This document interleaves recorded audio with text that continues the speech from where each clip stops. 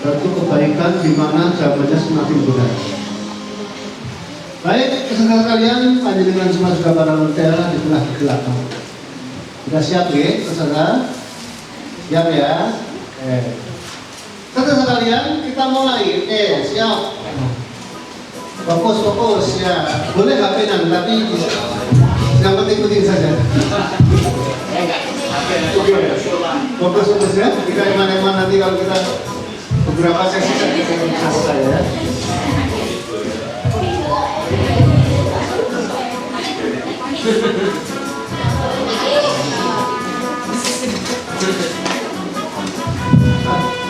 Bagus ya. Catatan dokumentasi ya, saya nanti ya laporan ya. Ada pembahasannya hari ini. Oke, ya foto aja, jangan terlalu besar begitu. Seperti ini.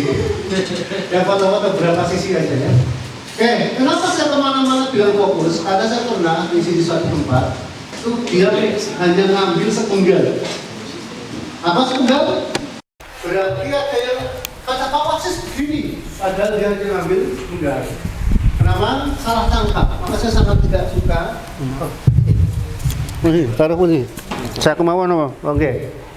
Sangat tidak suka kalau nanti menyampaikan sesuatu tidak aslinya. Karena salah tangkap itu bahaya ya. Nah. Baik, semangat. Biasanya gimana Ustaz Rosi kalau menyemangati siswa? Tetap semangat. Kalau saya bilang, biasanya kalau di TK begini, mana semangatmu? Gitu jawabannya gimana? Oh, sama. Universal ya. Tambah, yes Allahu Akbar ya. Yes Allahu Akbar gitu ya. Di Bina Amal berani, kalau di negeri nggak pakai. Oke, mana semangatmu? Ini semangatku. Yes, Allah Akbar. Sekali lagi, mana semangatmu? Ini semangatku. Yes, Allah Akbar. Oke, yuk semangat. Sudah 1:30 ini. Oh, 1:30. Lanjut ya. Oke. Udah kalian? Saya sebenarnya pengen forum ini forum dua arah. Dan kalau nunggu mic kelamaan, jenengan ceplas-ceplos saja, insya Allah ruang segini bisa ya, terdengar lah ya. Oke, desrikan gambar di atas. Ustaz. Setengah isi, setengah kosong. Oke, lengkap. Ustaz, setengah isi. Apa lagi? Tidak penuh. Tidak penuh. Setengah-setengah. Oke, ya terima kasih ya saudara ya. Ustaz-ustazah terima kasih. Ada sudut pandang ya. Ada sudut pandang yang mengatakan itu setengah kosong. Ketika melihat setengah kosong, dia mengatakan kosong, berarti dia sudut pandangnya adalah mengabaikan sesuatu yang sudah ada. Misalnya tadi ya visi ya kosong, nah itu berarti lengkap dari dua sisi. Nah, di depan saya ini kita sama-sama belajar. Saya punya setengah, jenengan punya setengah. Ya, artinya apa? Artinya kita sama-sama kolaboratif, tidak dari saya saja. Oke, lanjut. Kira-kira gimana ini ya? Saya punya teka-teki begini. Tapi biasanya jawabnya selama, tapi kecuali yang pernah ikut forum saya ya. Gini. Kalian pernah baca ceritanya Abu Nawas ngerti ya? Ada sebuah jalan menuju tempat camping yang bercabang di hutan ya. Sebuah hutan ada dua percabangan, satu menuju ke tempat camping, satu menuju ke jurang lah, bahasanya begitu. Kita ini orang asing yang akan menuju jalan ini, tapi nggak tahu mana yang ke camping, mana yang jurang. Terus gimana? Ambil jalur kanan. Belum, soalnya belum begitu, belum masih lanjut. Nah, di sini ada sebuah rumah. Ada sebuah rumah dihuni oleh dua pemuda yang kembar identik. Persis banget. Cuman, berkebalikan sifatnya.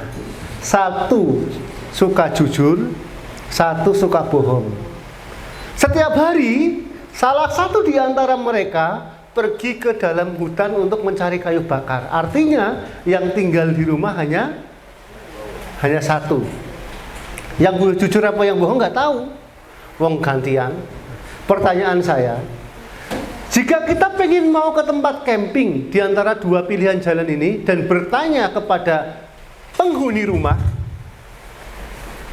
bagaimana pertanyaannya supaya kita aman ke jalan menuju camping?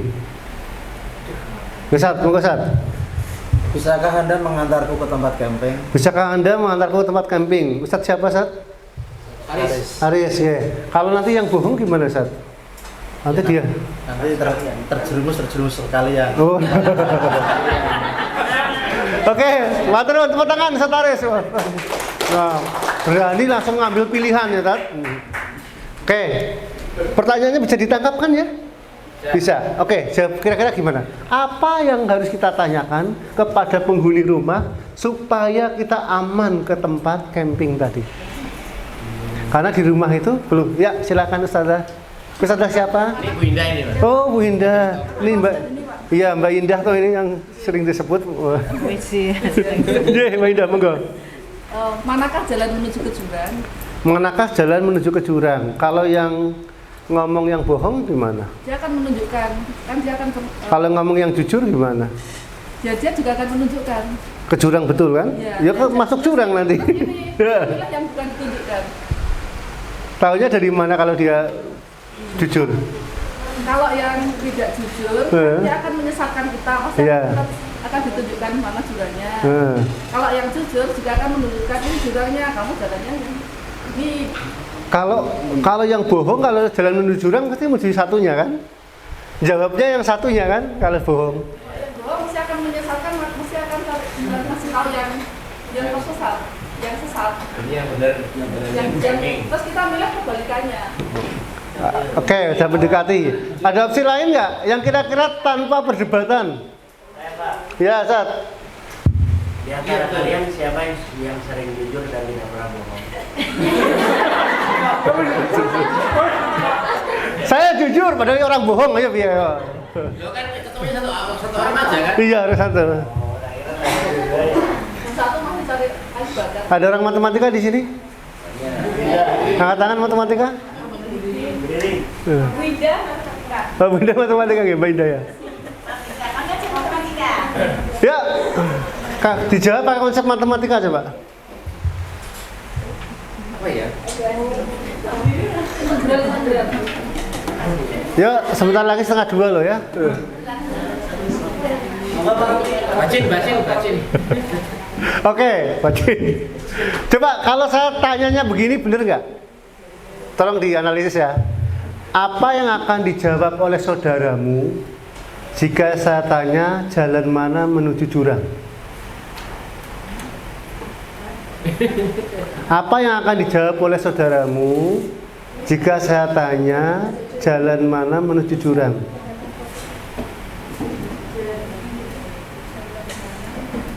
Atau jalan mana menuju tempat camping? Bolak-balik bisa kan konsep?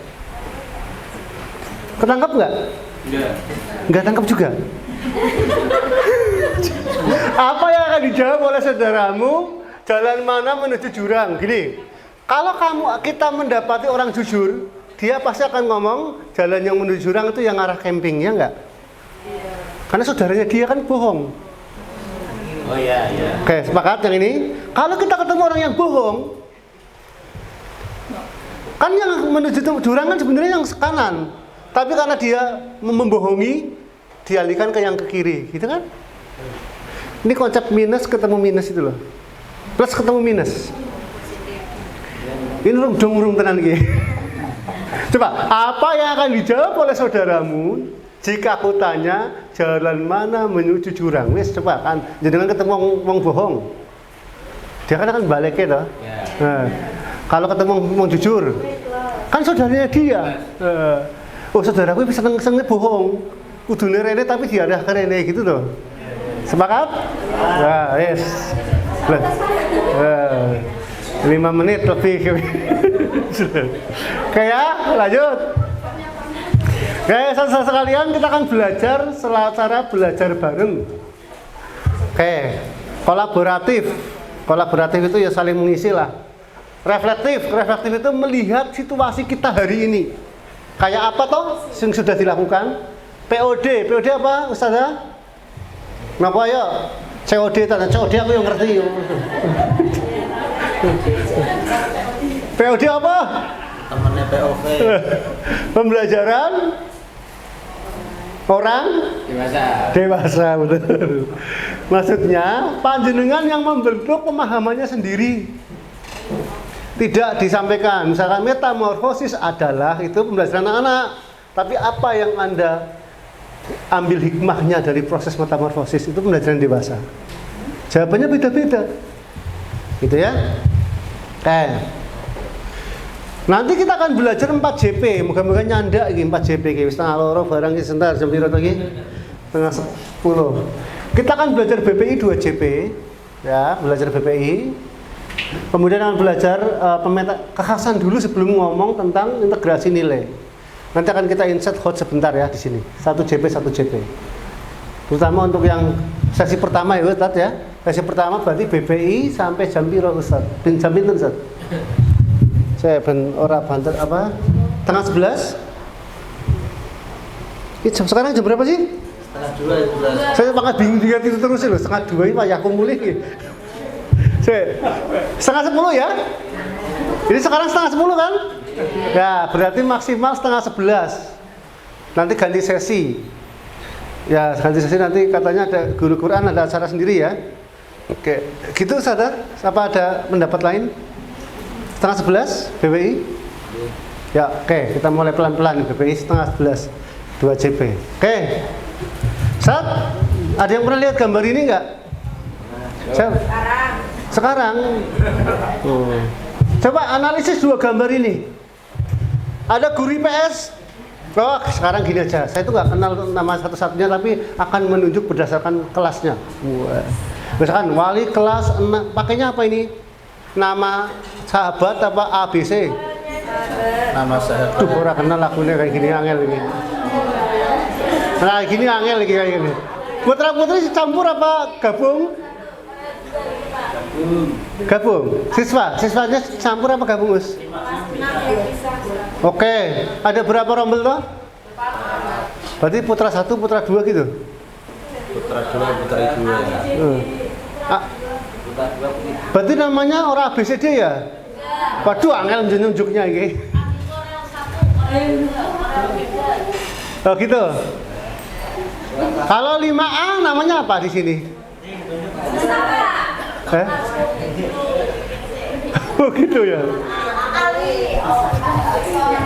Maksudnya 5A itu kelas 5 yang begini aja. Kalau saya ngomong wali kelas 5 putra 1 bisa? Ada campurannya Pak. Oh gitu, susah gitu. Ini kelas sekolah ini pernah 5A, wali kelas 5A langsung ngomong gitu. Ya segini aja. Ya ABCD ya, nanti sih nunjuk ben Bu Usrosi sopo ngono ya. Wali kelas 6A, wis, so 6A berarti nama apa monggo? Angkat tangan wali kelasnya.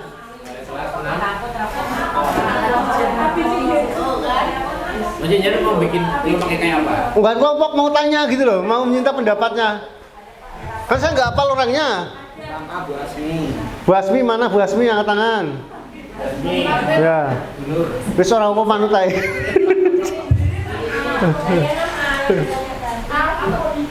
Nama Khadijah toh. Wis manut pokoknya. Yo, Mas Ririn. Tolong ungkapkan gambar ini bedanya apa? Bedanya. Matematika. Oh ya, tahu. Semuanya, ya daripada nanti susah ya tak tunjuk warna jilbab wae kesuwen kok. Ya orang kok entek kok. Ya Us. Perbedaannya kenapa ini 2009 sama 2020?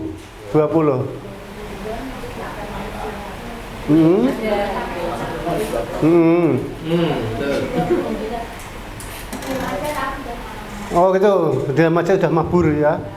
Oke, terima kasih. Tepuk tangan Ririn dulu. Oke, ini namanya kolaborasi belajar bareng ya, karena saya nggak, maka saya senang sekali kalau forumnya itu saling kenal gitu sebenarnya. Tapi nggak apa-apa, ini bagian dari belajar ya, supaya saya mengenal panjenengan. 2009 supaya ngambil gambar dari atas video ya, misalkan mau melihat kemacetan mudik gitu ya. itu harus pakai helikopter, pakai kameramen, pakai kamera. Kira-kira mahalan mana operasionalnya ini? Atas ya. Sementara 2020, 11 tahun berikutnya itu cukup menggunakan satu alat kecil. Ini ada pilotnya enggak? Kalau enggak tibo ya. Nah, enggak ada pilotnya. Ini operasionalnya luar biasa berat. Sementara 2020 cukup satu alat yang namanya drone. Lebih simpel, lebih ngirit lah. Teknologi berkembang sangat pesat, saudara sekalian ya. Maka kita katanya masuk pada fase society 5.0. Yang angka ini opo tatat, ibu dua orang mudeng. Sering dengar angka 40, 30 itu ya. Ya kita jelasin dari sini.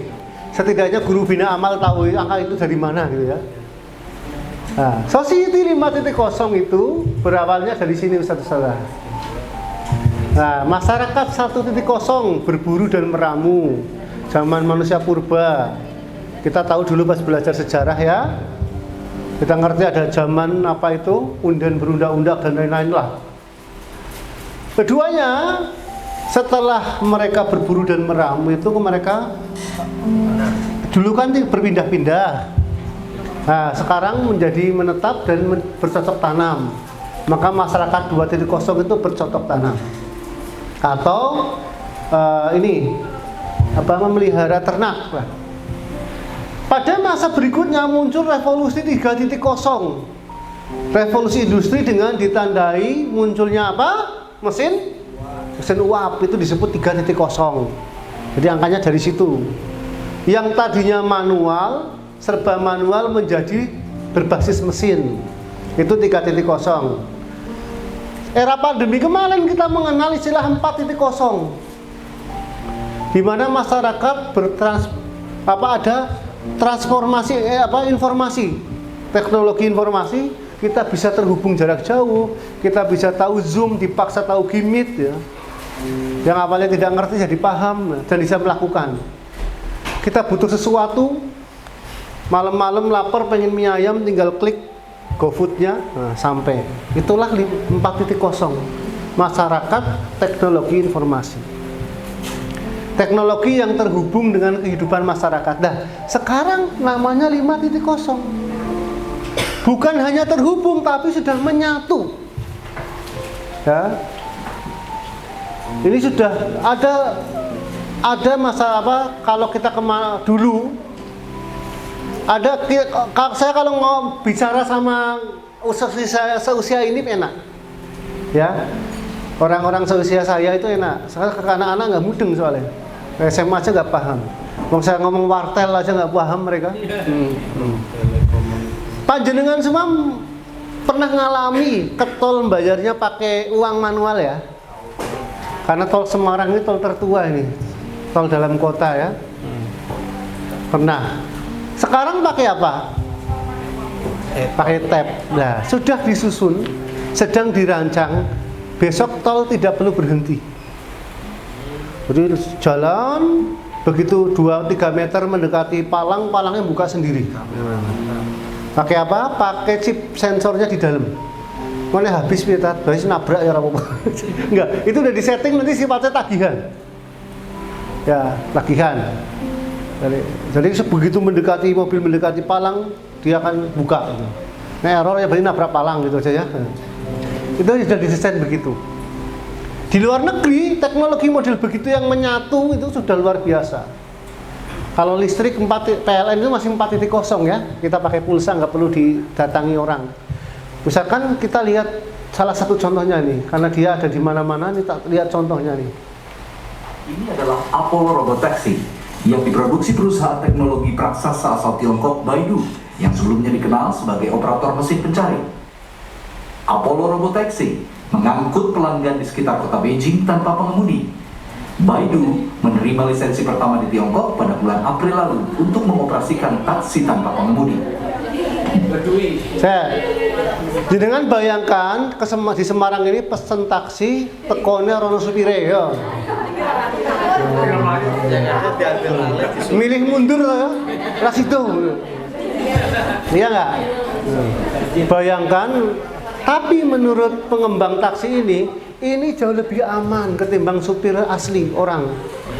Supir manusia itu kalau disalib, dipepet, nesu. Salib ganti, ngegas ganti. Ini menengahi. Sabar. Gitu.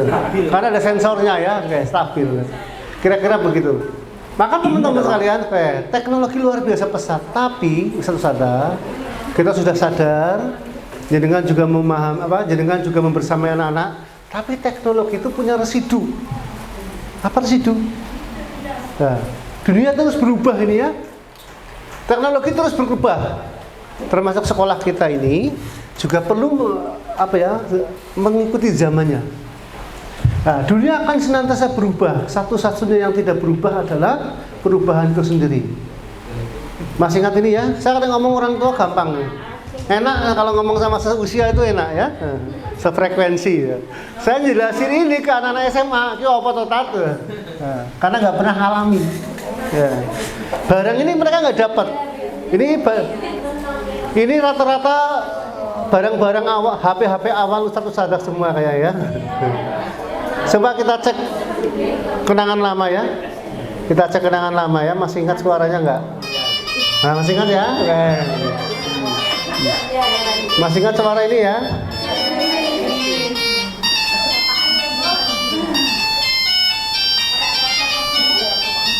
Itu yang paling jadul kayaknya. Ini yang tengah-tengah. Nah, lumayan. Jadul yang mana? Ini yang lebih modern. Konik-konik ya.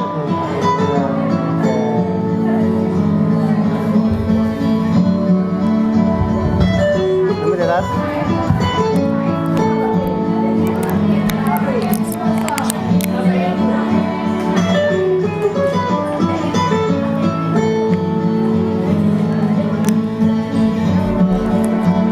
Oke. Pertanyaan saya, mengapa sekarang Nokia zaman Android tidak berkembang? Bahkan awal-awal muncul Android tidak ada merek Nokia. Ya, sekarang Kabid Humas ada nggak? Wakahumas? Ada ini Nah. Oh, Ustaz Tohra toh? Ya. Kenapa Ustaz? Zaman begitu, dia kan menguasai pasar saat itu ya. Zaman kita kuliah, zaman kita kerja awal-awal, itu merek yang gampang dicari ya Nokia. Dan konon katanya paling bandel saat itu. Mengapa ketika muncul zaman smartphone, muncul Android, itu merek Nokia tidak ada? Kenapa Ustaz? Nyaman, zona nyaman. Zona nyaman, oke. Oke, siap. Oke, tepuk tangan Ustaz Tora ya. Oke. Betul. Karena ketika muncul tahun 2010, 2011, 2015-an itu Android, smartphone itu, Nokia sedang puncak-puncaknya pemasaran, merajai dunia untuk handphone. Bahkan dia punya versi terbarunya yang bisa buat ngetik, bisa buat internet gitu ya saat itu ya. Tapi kan sistemnya masih pakai sistem Symbian. Dia mengatakan bahwa HP smartphone yang muncul itu hanya mainan. Ya. Paling-paling nanti akan hilang. Itu komentar Nokia. Ya dipodoki kalau HP sing bunyi ayah gitu ya, mainan. Main-main paling-paling mainan. Ya, karena dia pede dengan sistem Symbiannya nggak akan runtuh. Nah, ternyata smartphone itu fleksibel. Dia bisa untuk install apapun, bisa untuk bikin lebih fleksibel. Maka ketika sadar bahwa ini ternyata lebih gampang dipakai yang Android, mereka sudah tidak punya pasar gitu. Sudah diambil Samsung gitu kan. Saat itu BlackBerry gitu ya. BlackBerry kan sebelumnya ya, fase sebelumnya dan lain-lain. Maka sekalian, termasuk kita itu tidak boleh alergi ya terhadap perkembangan eksternal. Alhamdulillah tadi sudah tentang bahasa Inggris ya. Sipnya perlu ada 1 hari untuk bahasa Inggris. No English, no service gitu ya. Tidak ada bahasa Inggris, tidak di service, tidak ada layanan gitu misalkan. Nah, sekalian termasuk itu. Maka mohon maaf, kenapa saya ada di kementerian gitu, karena saya menganggap ya ini perkembangan. Kita nggak boleh alergi, karena ketika zaman guru penggerak, wah guru penggeraknya opo ya, kayaknya guru pelopor kabeh misalkan. Nah, komennya udah begitu. Ketika ada pembelajaran mendalam, kayaknya orang mau mendalam tapi udah mendelep misalkan. Karena apa? Komentarnya negatif dulu gitu. Padahal saat itu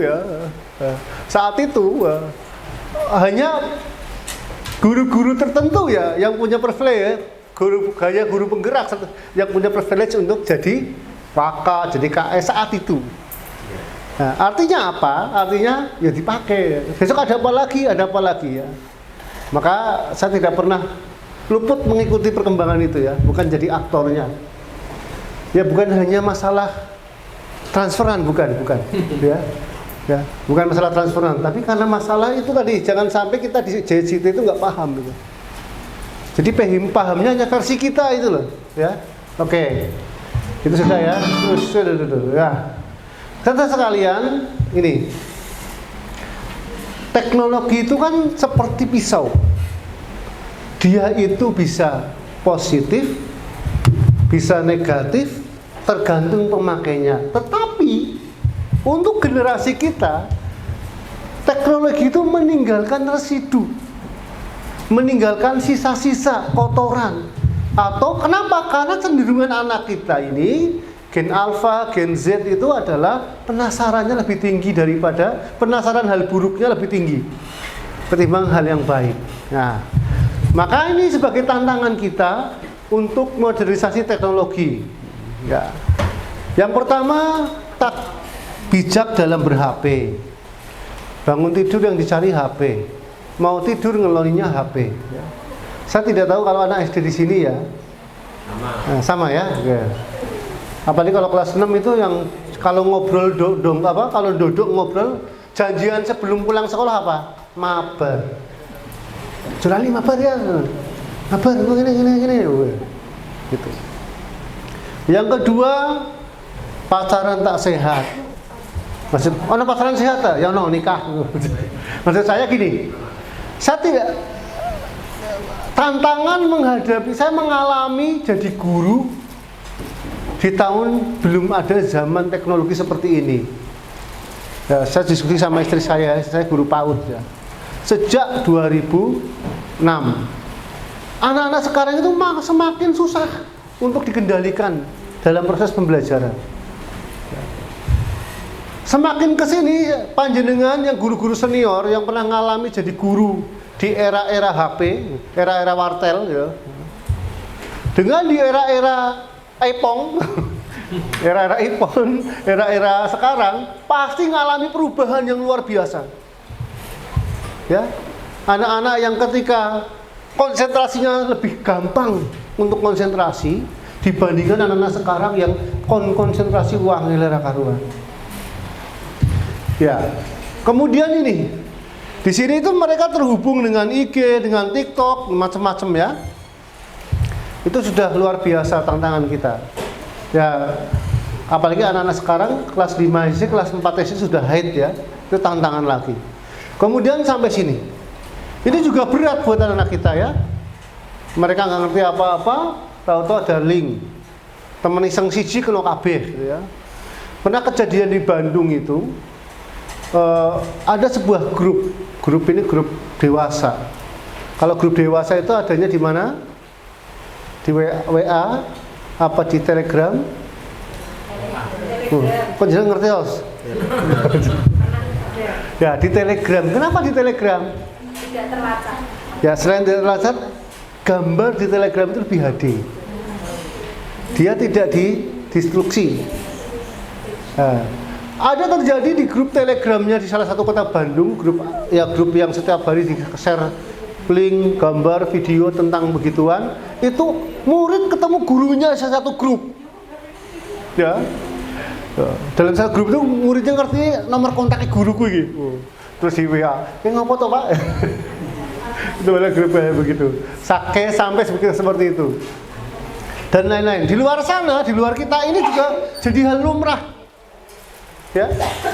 Di Klaten itu setiap tahun ada sekitar 10 sampai 20 anak SMP loh ya, karena dinas Klaten kan dinas kabupaten ya, ngurusinya SMP, yang mengajukan mengundurkan diri dari sekolah dan untuk apa itu kompensasi nikah dini itu loh. Kemudian bullying juga masalah besar ya. Ngumpul-ngumpul tapi nggak faedah. Pada ngumpulnya di kafe, mulih-mulih tetap lapar ya. Ya karena mangane 75.000 TE, ngombene sing kemambang lho, fluting lho. Terus hanya makan snack terus masih lapar. Rokok dan narkoba ini juga masalah, semoga tidak sampai ke kita ya. Ini sekarang diganti obat nyamuk, vape ya. Vape. Bukan obat nyamuk, karena ada obat nyamuk yang mereka vape juga kan ya. Itu juga masalah luar biasa. Kalau anak SD mungkin agak mending ya, agak mending. Tapi kalau dari SMP SMA itu luar biasa. Dan hilangnya adab ya, anak-anak kita itu ini juga karena pengaruh tontonan YouTube reel-reelnya itu loh, TikToknya gitu. Ya, sama gurunya. Coba sekali Kak, saya nggak tahu kalau anak-anak SD itu punya HP apa enggak sih ya? Ya, saya kan ngalaminya SMP, SMA. Coba sekali-kali jenengan buka grup WA-nya mereka. Biasanya IG, Pak. Ya, IG atau apalah. Itu kalau diskusi, mohon maaf ya, kadang-kadang begini. Ngawur Rosi ngore tugas sakit banget dulu gitu. Gitu, misalkan kayak gitu. Jadi manggil gurunya tanpa ustadzah, coba lihat orang percaya. Saya pernah berkali-kali tak senenin tentean. Saya punya pakar kesiswaan namanya Sri Anjarini, Ustadzah Ririn.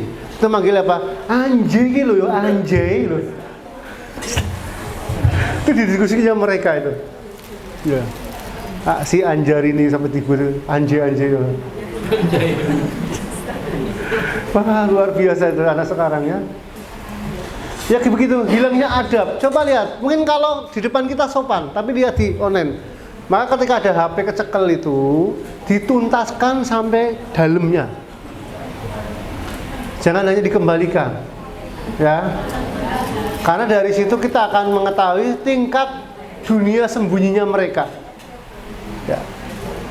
Ya. Terus selain itu anak-anak sekarang nggak punya malu, pakai jilbab. Wong di sekolah rapi, di rumah diwel-wel, ngarep kamera. Saya lihat orang buka bersama itu ya, di kafe itu ada 4 sudut, depannya kamera berdiri, ada cagaknya itu pokoknya segala gini-gini.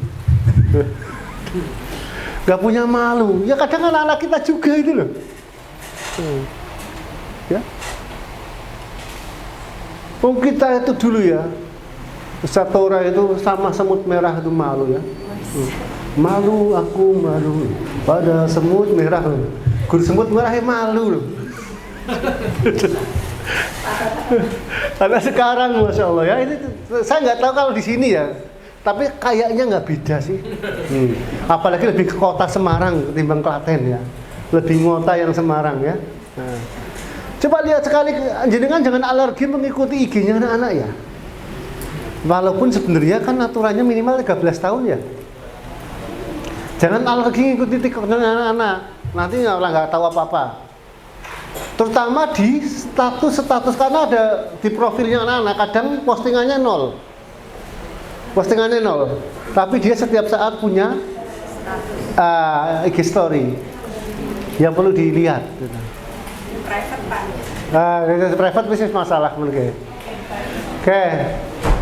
Maka termasuk anak-anak kita secara biologis, saudara sekalian. Saya itu anak-anak saya SMA kelas 10, SMA kelas 11.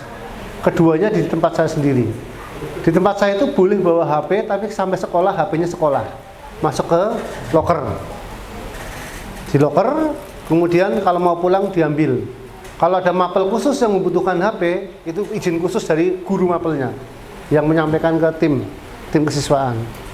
Nah, maka karena sekolah juga boleh bawa HP walaupun masuk loker ya. Anak-anak kami pantau lewat family link. Dia lagi di mana, dia lagi ngapain. Dibatasi jam 19.21.30 harus sudah tidur, HP akan mati gelap begitu ya. Yang dibuka apa itu terpantau. Setidaknya itu ikhtiar lah, ikhtiar kami sebagai orang tuanya. Oke, saudara sekalian, nah ini contohnya ini. Ini melakura ya. Detik-detik yang menegangkan, terekam video amatir dari warga setempat yang sengaja merekam kejadian tersebut. Seorang gadis nekat mengancam ibu kandungnya dengan sajam hanya karena tidak dibelikan skincare. Di mana pernah tahu?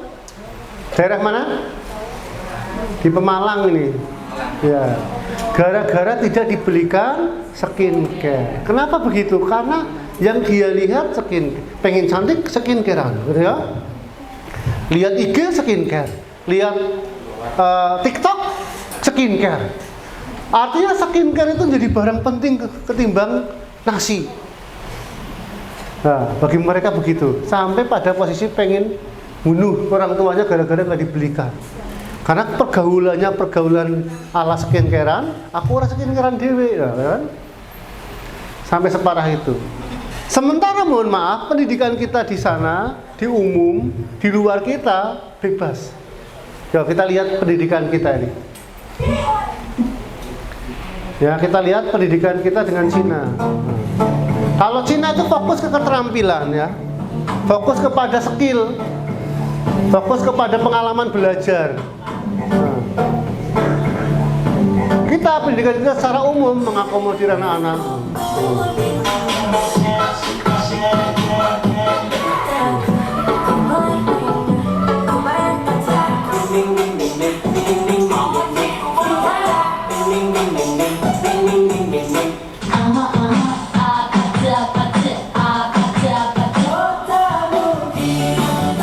Oke, kira-kira begini di luar. Semoga di sini tidak ikut-ikutan ya. Islamia. Ini di luar, saya bahas di luar. Oke. Maka saya sekalian, tuntas ini cinta ditolak murid SD mau bunuh diri. Saya SD lagi ya. Anak-anak kita itu. Beneran, koran ini. Nih, anak SD udah manggilnya bunda sama ayah. Romantis banget, jenengan kalah ya romantis. Ya, saya SD loh ya. Ya, yang single mohon bersabar dulu ya. Mungkin bunda, ayah main dulu ya sama teman-teman loh. Lah kok main sih, bunda mau curhat loh. Saya SD loh ya. Sengaja tak boleh kasih SD karena jenengan SD itu ya, SD maksudnya. Masa kita akan titip mereka bahasa ini ya? Aku titip vakansi ini pada kalian. Ya bang, taruh situ aja bang, tanggung lagi nyerang nih. Masa orang-orang anak-anak kayak gini yang akan kita titipkan ya, pengganti kita besok. Tuh, Indonesia emas 2045 menjadi Indonesia gemas, Indonesia cemas, Indonesia lemas. Ya, kalau kita melihat generasi seperti ini, nah, atau sering kita sebut dengan sering dalam bahasa psikologi sering disebut dengan strawberry generation. Ada yang tahu kenapa disebut strawberry? Kenapa bukan nanas, bukan durian? Ya. Oke, di luar gimana, Gus? Cantik, manis, menarik. Tapi dalamnya rapuh, kecut gitu ya. Oke, siap lah. Lembek. Maka kalau jenengan ke Tawangmangu, petik sepuasnya, makan sepuasnya strawberry 25.000 ya padha wae mangan sisto wis ora kuat ya. Kecut dan oke, begitulah manis ya, katanya cakep, nyenengke gitu. Tapi dalamnya lemah, rapuh. Termasuk glowing gitu ya. Oke, tetapi padahal merekalah yang menguasai negara ini. Guru-guru Gen Z ya, jenenganlah para penguasa negara. 74,93 itu Gen Z. Sementara Alpha ya lumayan, Alpha mulai tumbuh besar ini Alpha. Ya. Sudah mulai menguasai, ya juga banyak lah. Maka alurnya ya model, maka kenapa hal-hal begitu cepat viral? Karena Gen Z. Kalau kita milenial ya. Oke. Ketika fisik tumbuh pesat, meninggalkan mentalnya. Fisiknya tumbuh pesat. Ya. Bongsor-bongsor. Ada yang sekarang anak kelas 5 segede ustazah. Dipakein gamis orang beda nih. Saya pernah ada anak ke kantor, Mbak mau ngelamar pekerjaan. Nah, gitu. Saking gede nih kayak guru apa kayak ustazah. Ya. Kenapa? Karena fisiknya cepat banget tumbuh. Ya. Apa ya, cepat banget tumbuh, tetapi mentalnya terbelakang. Masih tertinggal seperti anak kelas 1 SD. Ya. Kenapa bisa begitu, saudara? Ada yang pernah paling gasik ya. Paling awal head itu kelas berapa? Ada yang pernah menangani kasus yang paling gasik banget? Wih, kelas 3 sekarang. Cepat sekali. Anak saya headnya kelas 6. Berarti sekarang udah maju lagi ya. Kelas 3 sudah head. Kalau kelas 3 sudah head kan dia harus ngerti head itu maknanya apa ya. Kelas 4 head itu kan maknanya dia siap dibuahi secara biologis kan? Ya itu kan bahaya sekali kalau dia fisiknya begitu, mentalnya nggak nyampe gitu. Main masih campur dan lain-lain ya. Oke. Nah, harusnya akil itu kaitannya dengan apa? Balik itu kaitannya dengan mental, bongsor, fisik tadi ya. Kemudian akil kaitannya dengan kematangan, tanggung jawab, spiritual. Itu harusnya akil sama balik itu menyatu harusnya idealnya. Kalau dia sudah head, artinya dia sudah paham agama, dia sudah tanggung jawab terhadap dirinya, sudah bisa nata bajunya, sudah bisa nata jadwalnya, sudah ngerti bahwa head itu adalah konsekuensi yang harus dilindungi. Tapi kalau mereka realnya adalah mereka terpisah. Siapa dulu yang berjalan? Balik apa akilnya dulu? Baliknya dulu baru akil. Itu kira-kira kenapa bisa seperti itu ya? Makanan? Tontonan? Apalagi? Lingkungan juga ya? Ya kira-kira begitu. Kayak gini nih, body bongsor, tenaga tekor. Harapan palsu.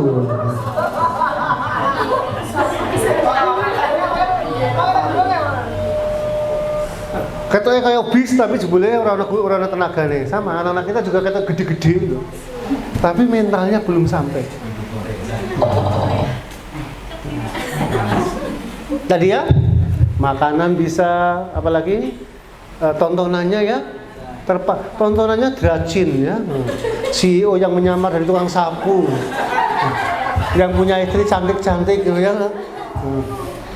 Sekarang bukan hanya Dracin, sekarang drama Cinanya sekarang nggak CEO lagi, tapi orang yang pindah waktu gitu loh ke zaman Kaisar gitu ya. Dia mesti ngalah, mesti podo lihat reel Facebook. Contohnya begitu. Orang ciuman dan lain-lainnya akhirnya terpacu hormonnya. Cepat gede gitu secara fisik, secara biologis. Fungsi biologisnya cepat terpacu. Sementara tanggung jawab di edukasi tentang balik, tentang akil itu kurang. Tahu edukasi tentang apa itu head, apa konsekuensinya itu kurang. Ya. Harusnya dimasukkan di kelas 2.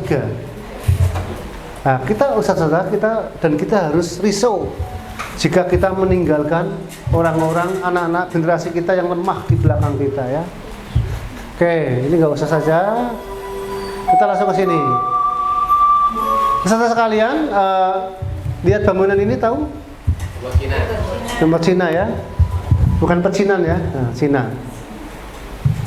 Tembok Cina dibangun berapa tahun? Ada yang tahu? Ada guru sejarah di sini?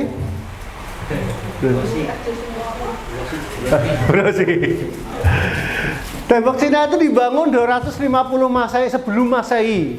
Pertama kali dibangun.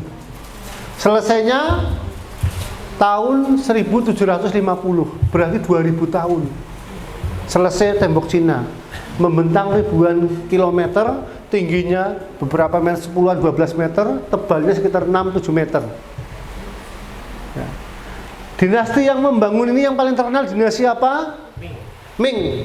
Seperti kita ini, sekolah ini dibangun oleh dinasti Ming. Ming kue-kue wae wonge. Sekolahku guyonan yayasan. Jangan sampai yayasan ini dibangun oleh dinasti Ming. Pitat, Ming kue-kue wae wonge, gantian. Oke. Pada saat awal-awal tembok ini jadi, itu tembok ini kan ditujukan supaya musuh-musuh itu nggak bisa nyebrang ke dalam dataran Beijing, ke pusat kerajaan. Ya. Musuhnya nggak bisa masuk ke sana gitu loh. Tapi di awal-awal kejadian 100 tahun pertama, fase pertama jadi, musuh dengan gampangnya masuk. Ya, masuk ke dalam gampang banget. Apakah dia lewat drone? Nggak ada. Naik helikopter? Nggak ada helikopter. Bikin terowongan ya susah, nggak mungkin. Tangga ya bukan. Kira-kira kenapa musuh gampang sekali masuk? Menyamar. Kira-kira kenapa? Ini temboknya udah luar biasa besar loh ya. Ratusan bahkan jutaan nyawa hilang gara-gara kelelahan bikin tembok ini. Tapi dengan harapan besok kalau temboknya jadi, ini anti pemasukan musuh. Tapi di fase-fase awal, jadi musuh justru gampang masuk. Kenapa? Kenapa? Tidak penyusup. Penyusup. Kenapa? Karena musuh gampang masuk karena apa? Karena nyogok penjaganya. Jadi Cina membangun tembok luar biasa, dia lupa nggak bangun manusianya. Ya. Berarti membangun manusia itu penting, saudara sekalian. Sama sekolah-sekolah yang megah-megah, sekarang tidak berpenghuni. Ada nggak di sini? Semarang. Kalau di Klaten banyak sekolah gede-gede sekarang nggak ada muridnya, nggak ada gurunya, karena lupa dibangun. Maka inilah dalam rangka membangun manusia, saudara sekalian, kita hadir di sini ya, sebagaimana tujuan pendidikan nasional kita ini. Ini bahasanya undang-undang. Tujuan pendidikan nasional adalah mengembangkan potensi peserta didik agar menjadi manusia yang beriman, bertakwa, berakhlak mulia. Ini bahasa undang-undang. Di Undang-Undang Sisdiknas nomor 20 tahun 2003 di pasal 2 ayat 3. Nanti dibuka PDF-nya. Undang-undangnya itu udah bunyi begini, artinya apa? Sekolah kayak Bina Amal ini ya, sekolah yang mengamalkan undang-undang. Tanpa bicara Islam, ini sudah tercover sini. Justru malah sebaliknya, harusnya sekolah-sekolah negeri harus pakai ini dong. Tapi nyatanya enggak. Saya pernah berdebat sama asesor akreditasi. Termasuk saya pernah memberi masukan terhadap buku standar mutu 5.0 bagian Sarpras. Yang dipakai standar mutu bagian Sarpras itu ada dasarnya Permendikbud nomor 19 tahun 2007. Ini saya kritisi. Kenapa? Di dalam Permendikbud nomor 19 tahun 2007 itu katanya kan beriman bertakwa. Itu tentang Sarpras. Sudah akreditasi? Ustaz, terbaru tahun berapa? Versi baru belum ikut ya? Karena 2026 ini. Oh ya. Berarti 2022, 2001 pernah otomatis ya?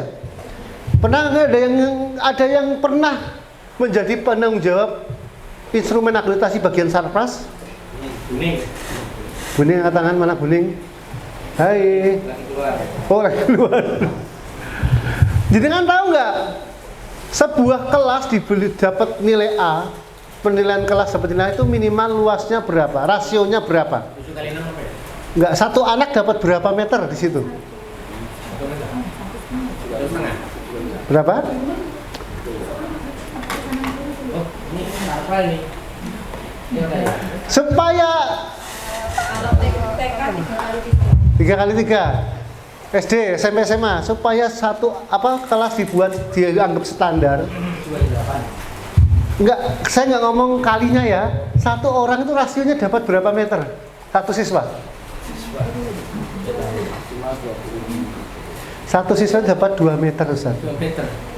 Kalau ini berapa meter? Kalau kita punya siswa 25, minimal luas kelas 50 meter. Ya. Itu kayak Sarpas. Kalau ruang guru mau dapat A, rasio satu guru di ruang guru berapa meter? Ada yang tahu? Betul Ustaz Tora. 1 meter. Satu guru dapat 4 meter. Jenengan iso nggo tenda dum, nggawa kloso, nggawa tikar turu. 4 meter loro ping loro lho. Itu standar rasanya. Ini bahasanya Permendikbud. Kalau ruang UKS berapa meter standar? 12 meter. Ruang KS berapa pimpinan? 12 meter. Ruang lapangan atau ruang lapangan terbuka berapa meter? Standarnya? 1000 meter. Ruang perpustakaan berapa standarnya? 1 kali standar, 1,5 kali standar kelas, minimal 72 meter persegi atau 96. Itu dapat A semua. Nah sekarang tempat ibadah dapat A berapa? Versi Permendikbud. Dapat A berapa? Yang dipakai instrumen penilaian akreditasi masa lampau. Sekarang alhamdulillah nggak begitu, nggak per poin akreditasi. Sarpas jadi 1 gelondong. Tempat ibadah supaya dapat A itu minimal berapa? Cukup berapa? Cukup 12 meter. Anda bayangkan muridnya 1000, musolanya 3 kali 4. Kira-kira beriman bertakwanya masuk nggak? Dah kok JST pakai permen itu sebagai dasar? Saya protes ke Ustazah Santi. Matematikanya mungkin salah. Ustazah tolong ini harusnya gimana harusnya? Nggak usah ikut Permendikbud, bikin sendiri saja. Kalau yang buka standar Sarpas itu ada Sarpas umum fisik menginduk pada minimal pada Permendikbud ini. Nah, ada di situ. Nah, harusnya tempat masjidnya sekolah-sekolah itu adalah standarnya adalah menampung 1 kali Jumatan seluruh warga sekolah. Terus gitu. Maksud Jumatan shift-shiftan, shift jam 11, shift jam 12, shift jam 1 kan nggak mungkin. Nah, harusnya begitu. Saya ke protes itu Pak, bagaimana beriman bertakwa Pak kalau musolanya 3 kali 4 tuh. Muridnya 1000, musolanya 3 kali 4 sudah dapat A itu loh. Kebangetan banget nggak ya? Ya, SMA itu pulangnya sore loh. Kalau musola 3 kali 4 dapat A, terus sing sholatnya piye? Memang mereka harus disetting untuk sholat kayak kita. Terserah. Sholat itu urusan pribadi. Kalau di sekolah negeri. Member kalau segitu ya sudah kita. Nah, maka sekalian yang luar biasa tadi generasi kita itu perlu dibina dengan secara khusus. Nah, ini nggak usah nanti aja yang ini ya. Nah, pembinaan itu kalau di kita namanya BPI. Tinggal 20 menit, nggak apa ya. Namanya apa? BPI, Bina Pribadi Islami. Ustaz, sekolahku kan udah IT, sudah ada PAI, sudah ada tahfidz, sudah ada akidah akhlak. Sono BPI apa? Nah, ini nanti kita jawab di sini. Sebelum itu, semua kita adalah penyuruh kebaikan. Sepakat? Iyalah guru IT orang penyuruh kebaikan piye. Nah, saya mengkalkulasikan penyuruh kebaikan ada 3. 1 supir bus. Ada 3 tipe. Tipe pertama tipe supir bus. Supir bis itu dia yang nyetir, dia yang paham tujuannya kemana, ya enggak? Kalau macet dia tahu, kalau ada mogok, ada rame-rame macet dia tahu alternatifnya kemana. Ini adalah tipe orang-orang yang menjalankan kebaikan, menyerukan kebaikan, tapi dia sebagai pionir yang menjalankan. Misalkan sholat duha, ada program sholat duha di SDIT Bina Amal, ya sing gawe program iki wis seurunge nang Bina Amal ya setiap hari itu sudah sholat duha. Inilah tipe super bis. Program tahfidz lah, guru tahfidz tau biasa ngapalin. Yang kedua tipe kondektur bis. Ini kondektur bis zamannya Nasima ya kayak ngene ya. Nah, Nasima sing nang Gunung Pati ki lho, warna putih ya. Nah. Atau Kopaja, itu nyemplak di belakang. Kalau zaman sekarang kan pariwisata kan di sampingnya supir. Saya tanya, kondektur bis kemungkinan nggak bisa nyetir bis, betul nggak? Bisa. Kamu sangat mungkin ya. Karena dia memang tidak dituntut untuk bisa nyupir. Kondektur bis kadang hanya nyemplak begini. Dia sampai tujuan nggak? Sampai nggak? Sampai. Ini orang-orang yang aslinya ya biasa-biasa aja, aslinya yang karepe yang pengen apik, tapi karena dipaksa menjadi masuk ke sistem yang baik di bina amal, jadi terpaksa terjerumus ke jalan yang benar. Ini orang-orang yang aslinya tilawahnya abot, tapi mergo nang sekolah iki ono tilawahe, mau nggak mau jadi orang yang suka tilawah. Aslinya nggak mau kalau sholat bersolat tuh menginginnya salam klepat Melayu, nang ngarep salam klepat burine ono sunah kabeh, akhirnya ikutnya sholat sunah. Orang-orang yang katut ke dalam kebaikan karena masuk dalam sistem kebaikan. Kayaknya kita ya masuk sini golongannya ya. Kayaknya yang ini ya yang beliau-beliau lah yang keren-keren. Aslinya aku ya malas jilbaban. Tapi mergo sekolahku nganggo jilbab. Dawa sisan. Oh, akhirnya ikut jilbaban. Ikut rapi-rapi gitu. Aslinya aku ya pengen yo musiknya dangdut koplo gitu. Tapi nang kene kono mau ngeroki wae. Akhirnya mau nggak mau ikut nasitan. Inilah orang-orang yang karena apa ya masuk sistem yang baik lama-lama katut insya Allah. Dan kita insya Allah setidaknya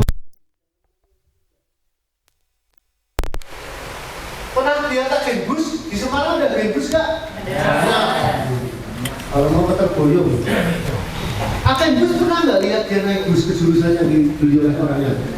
Enggak, aku agen bus, semangat. Aku rasa ngilu. Ini orang-orang yang mencoba berikan tapi dia tidak pernah berpikir dia melakukan itu. Banyak apa tendur, anaknya wudu, sholat, masjid, motor rapi. Terus duduk rapi kantor, bukan untuk Real Madrid, kasus Liverpool, nonton nih, di mana belum nonton, semalam aku nonton, anak-anak sih bapak yang rapi, itu lebih kasar orang yang minta kenyalan, tapi tidak pernah berpikir bahwa, tapi dia kalau saya pernah ketemu guru saya, ya guru baru ya, ceweknya, ikut namanya, setara nakak ya, itu pakai celana panjang, pakai najin, ketemu di mall Matahari pakai. Aku cewek ya wis sepuluh bagus sekali saya baru belajar ya apa-apa artinya apa? Ya kita insya Allah setidaknya sampai sini ya kita ya ada di sini lah ya ya terpaksa tilawah dan insya Allah lama-lama ikhlas jadi orang ahli tilawah. Kenapa? Sekolahnya tilawah terpaksa BPI awalnya tapi jadi menikmati halaqah setidaknya di sini. BPI, saya para anak baru ini udah warna merah. Oh, udah warna merah. Mari ya, Pak. Iya, siap. Terus lanjut ya. Nah, paradigma BPI sekarang ya. Nah, kita akan percepat saja karena kurang 20 menit. Nah, di Jateng itu jargonnya dulu ini apa? Semangat berkolaborasi dan menginspirasi. Kemudian kita ambil di Jateng namanya BPI Jateng bergerak bareng tambah gayeng. Karena dulu BPI itu eksklusif. Hanya sekolah-sekolah yang melesat yang tahu. Sementara temennya meleset KB karena nggak pernah paham. Maka sejak saya jadi ketua BPI Jateng saya katakan nggak boleh ada matahari di timur, ada matahari di barat, matahari di tengah. KB podo se-Jawa Tengah. Yuk maku bareng-bareng tentang BPI. Yang nggak paham pun kita jelaskan ya. Nah, kita akan ini nggak usah karena waktunya sudah mepet, kita kesini. Nah, dengan analisis, kira-kira antara kajian begini, ini kajian ya, kajian akbar, atau ini halaqah. Dua kegiatan ini kira-kira gambar yang efektif yang mana kalau pembinaan? Ya, kenapa? Dua arah, oke? Rebonding, oke? Jumlahnya lebih banyak apa lebih sedikit? Sedikit. Oke. Saya tanya dulu. BPI di sini kelas 4 halaqah apa klasikal? Klasikal. Kelas 4 loh, Ustaz. Ini kota Semarang loh ya. Dekat Kelut Raya loh ini. Karena saya baru dari berkali-kali dipanggil ke Kelut Raya bahas khusus ini. Tenan klasikal lagi. Kelas 5? Nah, terus kelas 6? Tenang ini loh.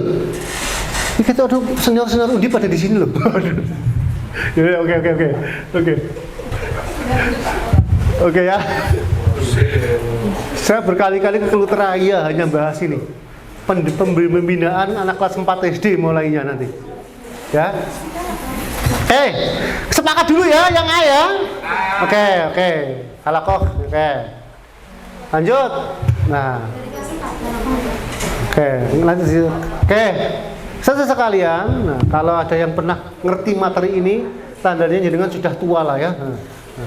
Yang pertama bahwa amal tarbiyah kita, amal pendidikan kita ini adalah tarbiyah ya, mengubah kebodohan menjadi makrifah. Makrifah pengetahuan. Ini kemudian dalam bahasa pendidikan disebut dengan kognisi, kognitif. Yang kedua, mengubah tahwilul ma'rifati ilal fikrah, mengubah pengetahuan menjadi fikroh. Kalau bahasa pendidikan namanya afeksi atau mindset. Ya. Yang berikutnya tahwilul fikroh ilal harokah, mengubah fikroh mindset menjadi pergerakan atau psikomotor. Nah, dakwah kita ini, sekolah kita ini harus sampai pada tataran praktek, bukan tataran teori. Ono guru kelas 1 ngajarnya hadis, hafalan hadis. Misal hadisnya tentang jangan marah. Anak-anak tolong dengerin ya. Tolong apali ya? La tahtub wala kal jannah. Rira. Orang praktek. Ya. Jadi ilmu itu bukan hanya untuk sampai sini. Ya. Kenapa di kita berkembang pesat dulu tarbawinya, pembinaannya? Karena kita mengamalkan sedikit-sedikit apa yang kita pahami. Nah, begitu megang tidak boleh berdampingan sama lawan jenis, KKN ini anti banget bonceng ke sawedo misalnya. Itu kenapa? Karena tahu ilmunya. Ya kayak anak-anak sekarang ilmunya tahu, nah ini kan nggak apa-apa. Ini kan zamannya beda. Ini kan gen alpha, gen Z. Ya. Oke, saudara sekalian, nah, kenapa sih masih perlu BPI loh? Sekolah Islam.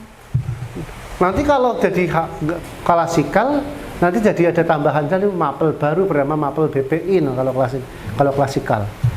Ya, oke, nanti kita bahas secara detail ya. Kenapa? Nih saya sampaikan. Ekspektasi dakwah pendidikan itu seperti ini. Sedangkan pelaksanaan kurikulum sekolah kayak gini. Kayak jenengan umroh ning Arab orang gawone colokan biasa. Golek sing pas ra ning. Karena harus ada coordinator ini. Maka butuh BPI. Kenapa? Nyatanya dakwah pendidikan itu yang bahkan yang pesantren, yang mahat itu aktivitasnya tidak mendukung harokah dan dakwah. Dia tidak dibentuk menjadi dai, menjadi jiwa-jiwa harokah, tapi dibentuk menjadi ilmuwan. Ya, alim, orang-orang yang berilmu. Nah, maka butuhlah BPI. Ya. Kenapa BPI penting? Karena dia selain ilmunya masuk, kan Ustaz kami sudah di pondok syariah, diniyahnya kuat dah. Tetapi mereka diajak bergerak untuk ada Palestina menengahi. Ya. Digalak untuk menyerukan kebaikan menengahi. Nah, karena ada ini, karena tidak seperti itu. Nah, BPI adalah orientasi besar dari seluruh kegiatan sekolah. Artinya apa? Induk dari kegiatan sekolah itu sebenarnya pembinaan. BPI ada kekhasan yang paling khas. Nek sing paling khas orang lakoni itu piye? BPI adalah wujud eksistensi dari peran lembaga berbasis dakwah. BPI merupakan wadah pemberdayaan peserta didik. Oke ya? Nah, sebenarnya di lembaga kita itu BPI ada banyak. Ada guru, karyawan dan pegawai, peserta didik dan orang tua siswa. Cuma yang kita bahas ini adalah BPI-nya peserta didik. Nah, BPI di kelas SD atau BPI dini itu fokusnya di adab dan pembiasaan. Di kelas SMP fokusnya pada kepribadian berislam. Kemudian di SMA fokusnya pada kepribadian seorang dai atau sasyiah daiyah, sasyiah harokiyah. Nah, maka kalau dia sudah makan sambil dia menerima jilbab dengan tanpa paksaan, itu masuknya sini. Dia makannya sudah otomatis duduk, masuknya sini. Dia sudah otomatis ngantri ketika wudhu. Dia kalau ada orang tua, ada guru salim, nah, masuknya sini. Ya. Tapi kalau sudah praktek bangga terhadap Islamnya, sudah menjadi orang-orang yang otomatis sensornya jalan ketika adzan ke masjid. Nah, yang ini adalah bagaimana dia menyebarkan pengaruh baik kepada lingkungannya. Oke, start of BPI yang pertama adalah nih, penguatan jati diri. Mohon maaf teman-teman, di sekolah Muhammadiyah itu ada kemuhammadiyahan. Di sekolah teman-teman kita yang Nahdlatul Ulama ada keaswajaan. Di sekolah-sekolah SIT ada BPI. Maka kalau BPI tidak dikelola dengan baik, tidak serius, maka keitian kita di mana? Ya. Berikutnya adalah pemahaman pengelola. Pengelola harus paham apa itu BPI. Saya di Semarang ya. Semarang itu nanti otoritas institusi tingkat A. Bina Amal kayaknya masuk radar. Bisa diurusi yang satu raya. Oke, lanjut ya. Sistematis dan lain-lain. Oke. Menyiapkan SDM pembinanya, memberikan organisasi dan lain-lain ini ya. Nah, kenapa suplai SDM pembina tidak harus dari unitnya sendiri? Karena belum tentu semua SDM yang ada di kelas sekolah sendiri itu cukup. Ya, karena ada guru-guru yang harus fokus matematika, ada guru-guru yang fokus olahraga, ada guru-guru yang fokus akademik. Nah, ini guru-guru khusus yang sifatnya adalah murabiyah tulen. Ya. Yang sifatnya adalah para murabiyah tulen. Kalau cukup dari sekolah sendiri silakan. Ya. Tapi kalau tidak cukup bisa pinjem dari SMP, dari SD, dari yang lain juga bisa. Ini ya, kemudian persyaratannya tidak. Jadi kalau kita ber-BPI itu tidak persis kita sedang bagi guru ke dalam JP. Ya. Jadi maaf sekalian saya sampaikan, BPI kelas 1 sampai kelas 3 silakan klasikal. BPI kelas 4 sampai 6 silakan berhalakoh. Maksimal 10. Ya. Secara tahun depan mulai ya, tahun pelajaran baru ya, nanti dipikirkan. Gurunya tidak semata-mata guru kita. Kalau nggak cukup, kayaknya cukup ini segini banyaknya kok ya. Nah, waktunya bisa bersamaan linear. Kelas 6 setiap Rebo semua jam 7.30 sampai misalkan 2 JP. Itu boleh 6A ketemu 6B dalam satu halakoh karena tingkat pemahamannya. Kayak halakoh qiraati itu loh. Yang sudah jilid 3 sama jilid 3 walaupun dia 6B sama 6A gitu. Gitu. Ya. Enggak ada kalau BPI cantolannya kemana? Kurikulum atau kesiswaan? Kesiswaannya siapa? Jenengan ya? Oke, siap. Oke, nanti kita ngobrol lebih lanjut. Ya. Ganti. Oh, ganti. Oke ya. Nah, maka ada persyaratan pembinanya. Persyaratan pembinanya tadi, dia ada BPI sendiri yang rajin, memiliki kemauan untuk membina. Jadi BPI bukan mapel. Sekali lagi ya, dan BPI bukan kalau di sini dihitung JP monggo. Ya. Tapi dia kayak semacam qiraati lah malah gampangnya. Yang ketika qiraati klasikal apa halakoh Ustaz? Halakoh kan ya? Ya, persis kayak begitu, cuma ini dalam pembinaan tarbawiyah. Oke, dan lain-lain. Kemudian sekalian nih, membina bukan sekedar transfer ilmu. Maka kalau mapel nanti larinya transfer ilmu. Karena ada BPI yang seharian itu hanya disuruh nulis surat 1 halaman Quran. Loh, ini BTQ namanya. Gurunya bener rada santai, tulisan Al-Baqarah halaman 15. Wow, tulis kabeh. Ya. Memahami binaan secara mendadak. Kenapa dibuat halakoh? Karena supaya ngerti bahwa si Anissa pengennya SMP negeri.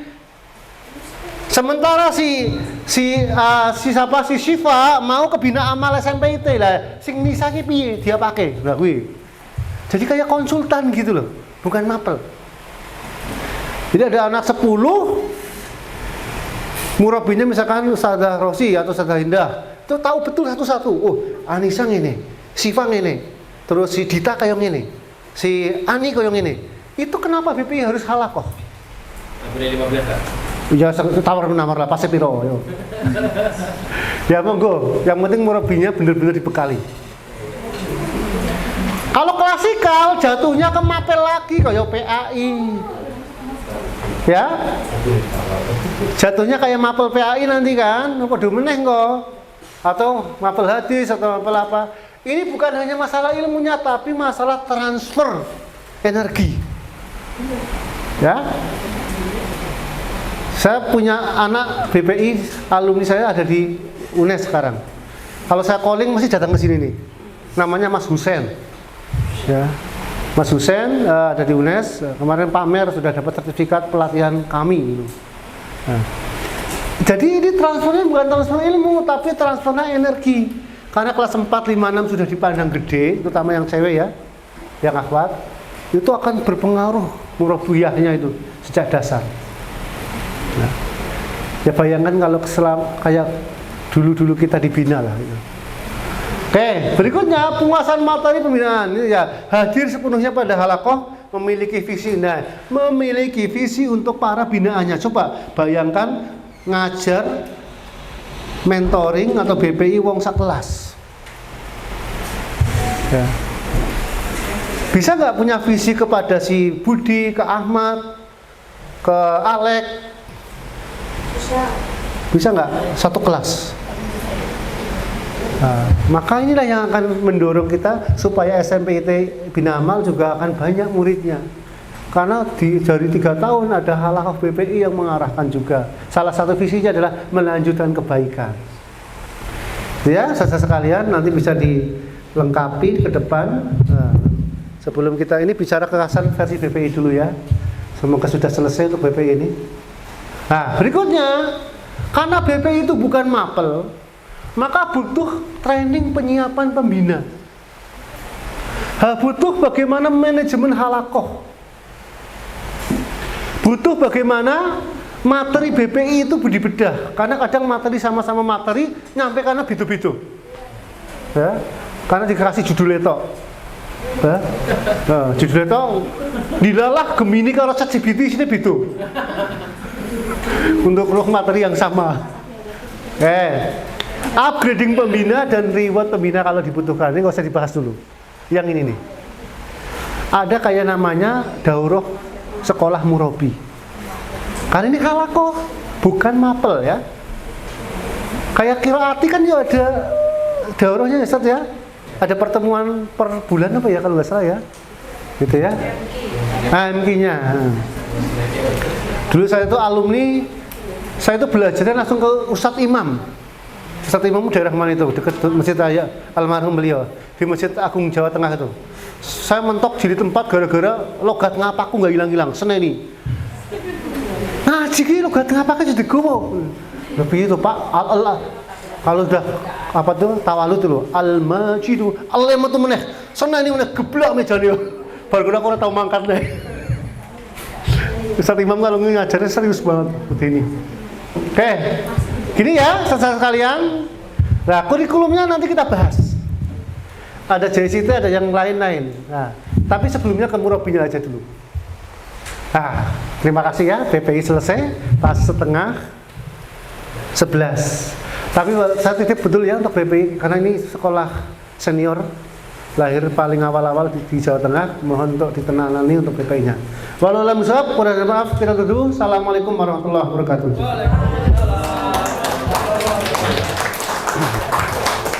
Bapak Ibu di sesi 1 ini kalau ada yang ditanyakan 3 pertanyaan dulu nih. Enggak Ustaz. Pertanyaan atau sharing. Moga-moga.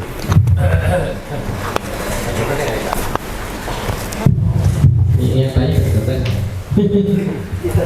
Langsung ya Ustaz? Nggih, moga. Kalau di Binamal BPI namanya BPM, Bina Pribadi Muslim. Nah, Pak W itu supaya dia enggak. Karena kita BPI ada sendiri biaya pengembangan institusi. Oh ya. Nah, takut tukar itu kan di BPM halnya juga. Kalau di SD, di tingkat SD, baik SD sini atau SD 02 nonton namanya Peka Ananda. Apa? Peka Ananda. Sekarang Bu, pembentukan karakter anak Indonesia. Kalau yang SMP SMA itu Peka Rimai, pembentukan karakter remaja Indonesia. Cuma beda istilah cuma. Ya. Di sini kode ya. Ini saya pernah lihat sebuah konten tadi, sekolah itu sebenarnya bukan laundry karakter gitu. Kalau anak sudah katakan kotor ya dari rumahnya sudah belum terbentuk atau banyak masalah, ini soalnya orang tua ini bukan SDT ini kan resik kok akhlaknya itu solid. Soalnya itu sekolah jadi laundry karakter, laundry perilaku gitu ya. Nah, memang sinergi antara sekolah dan orang tua. Dan Masya Allah dari guru kita itu kan menganggap anak itu anaknya sendiri gitu kan. Anaknya bermasalah, itu gelisah gitu kan. Baru itu anaknya gitu kan. Dan satu kelebihannya. Nah, maksud saya bagaimana pendapat Ustaz tentang ini, tentang ada pendapat begitu ya? Yo kan kui orang tua kan aku udah harus bayar, aku udah baju kotor tak bayar, udah bersih tau, nah begitu. Itu kita juga tadi ya ini sebuah apa namanya barangkali saya juga belum pernah ikut secara langsung BPI ya. Ini yang saya Bu Atika yang sudah ikut mengalami dulu ke Solo udah pernah ya. Jadi pemahaman kalau kelas 4, 5, 6 halakoh tuh ya nanti kita rumuskan lagi ya. Namanya kita mau pastikan ada ya betul nanti baru JP baru JP Peka Ananda tiap Jumat hari Senin hasilnya di share kelas 1 materi ini. Terus ada yang memang ada yang inisiatif halakoh itu memang kan dibagi dua biasanya ya 15 gitu ya 14. Nah berarti setelah kita dapat pemahaman ini kan baru ganti nanti untuk pola 4-5 harus halakoh emang ya kalau seperti itu kita jalankan betul. Setengahnya nyata, setelah dulu ya. Baik, saat sama ya di kami juga hampir sama berkaitan dengan apa? Dengan anggapan bahwa laundry tadi.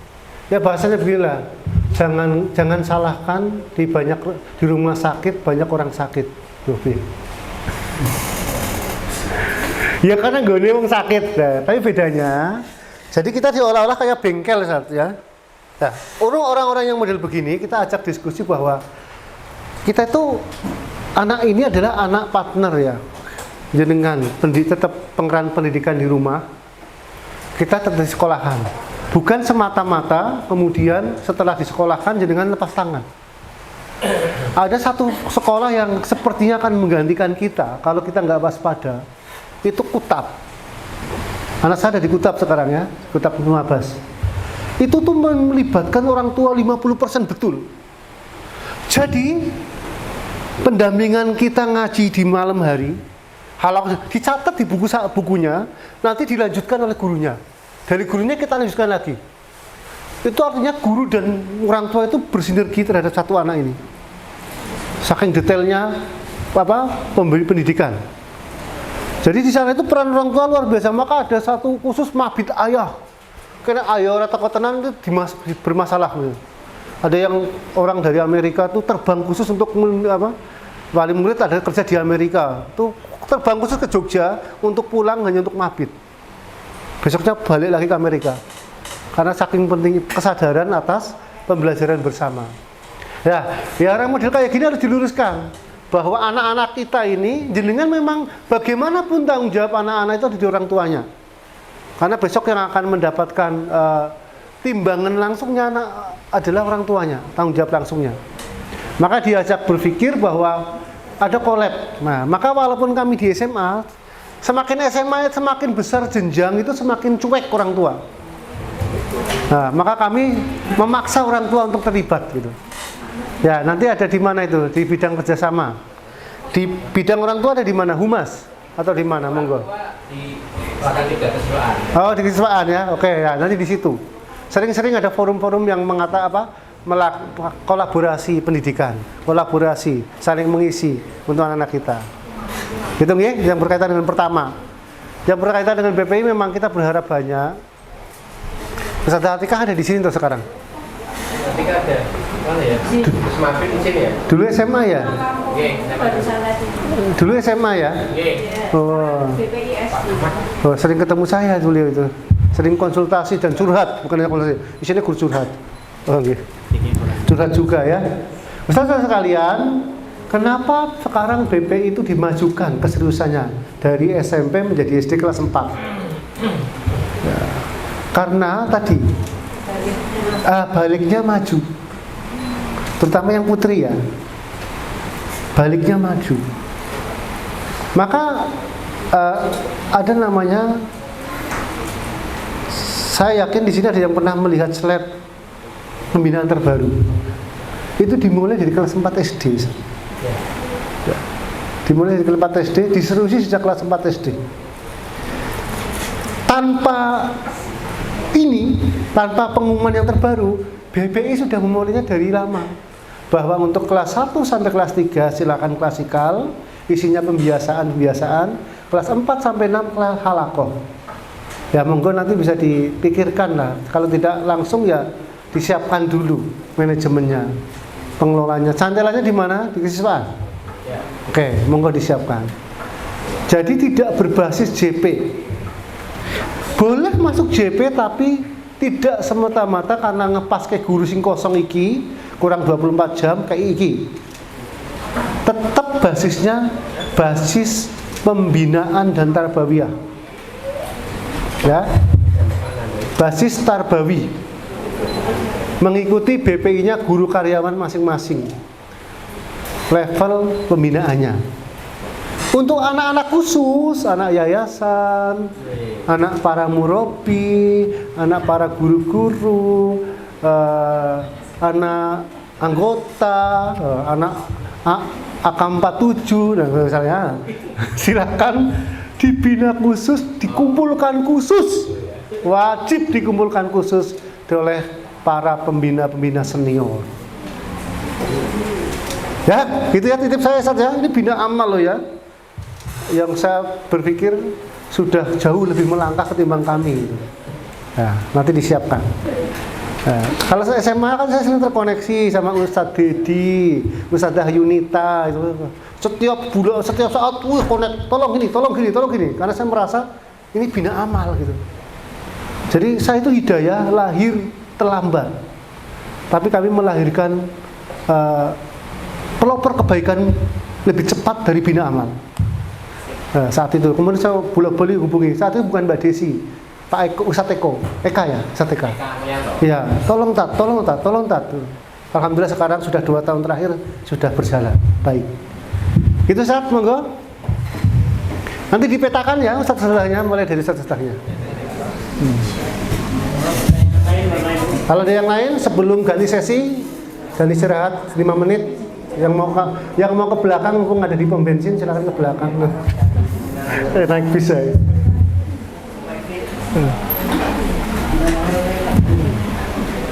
Sudah Ustaz, silakan. Kayak sepertinya sudah sesi Ustaz, monggo. Sudah ini, moga-moga sesi 1 sudah dulu, sudah pada pamit. Break 5 menit ya.